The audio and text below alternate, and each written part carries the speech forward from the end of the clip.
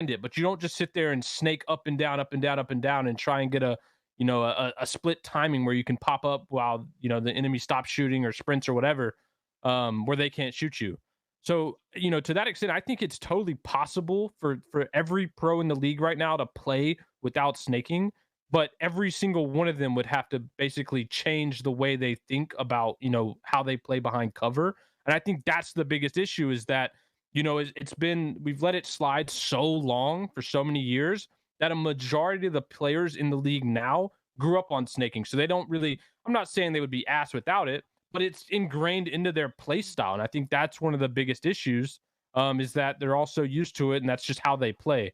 I think the downside of the gentleman agreements argument is we're now, whether we like it or not, in a league where there's not really any gentlemen anymore, which I think is the problem. Everyone obviously has their own motives, their own, there's selfish interest across the league. It has nothing to do with who would be good or bad without it. That's kind of irrelevant. But we're just in a league where mindsets of the players are just simply different.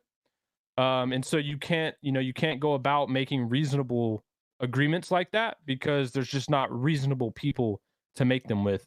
On the developer side, I think there's a ton of things that you can realistically do to prevent this, without impacting the casual play style.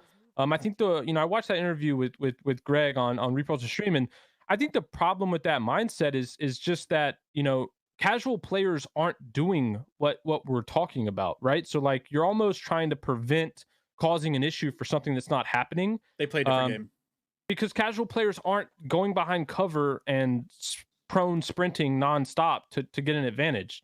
And those that are just mimicking what they see on YouTube now or Twitch streams, and it's not like it's a thing that casuals do in general.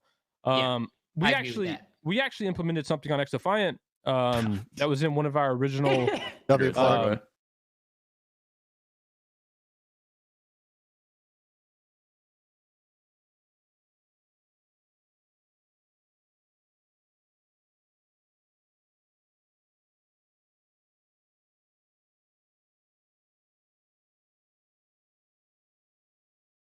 down like behind cover, you get this crazy sway penalty, and it'll obviously increase depending on how many times you do it, and it has a timer to when it goes away. And so, for example, if that was translated over, right, if COD copied that logic, the players who were constantly sprint proning, they would come out, and for a set time, their aim would be doing, the figure 8 crosshair, and you wouldn't be able to shoot. It's a good idea. I like that. And so obviously, we don't have prone, but like that is a behavior that we implemented to get rid of that kind of spammy behavior that's unnecessary. So, there's a lot of things on the developer side that can be done.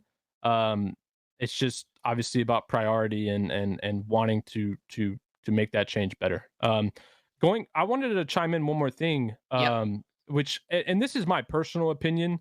I think tactical sprint is a Warzone behavior. I think it absolutely has no place in regular multiplayer, and I think regular multiplayer would be better off without it.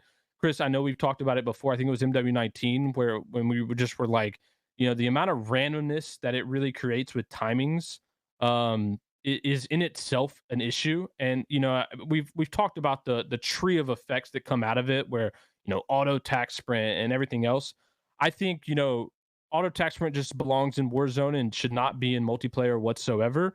And I think one of the CODs, it may have been Modern Warfare 19, had that setting where you could play without tac. Like it was in the game setting when you set up a custom rule where you could literally disable tac sprint. And you would just have regular sprint.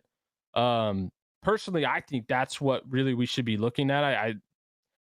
I know we went to Cold War without tac sprint. It was in obviously the Modern Warfare, but we went to Cold War without it. I thought Cold War played infinitely better than every COD that had tac sprint. Yeah. And so that to me, I think is the best solution. I don't know why we didn't do it in Modern Warfare 19, but yeah, I think that's just a Warzone mechanic that should stay in Warzone. Well, the only They're issue just not going to. The only thing, Pat, is sorry, Chris. The only thing, Pat, is like as much as I think that is a fantastic idea, I just don't see the studios being game for it because they just want that same mechanic movement billing between Warzone and multiplayer. And again, like as much as the competitive portion is like 1% of the player base, that would theoretically negatively affect as much as you. But they did it in Cold War, right? 99% of people that play. Warzone was out in 2020 or 2021. It was a separate client. It was separate. Right, It was, but I'm saying a unified kind of live servicing they're trying to do now. The new Treyarch game that comes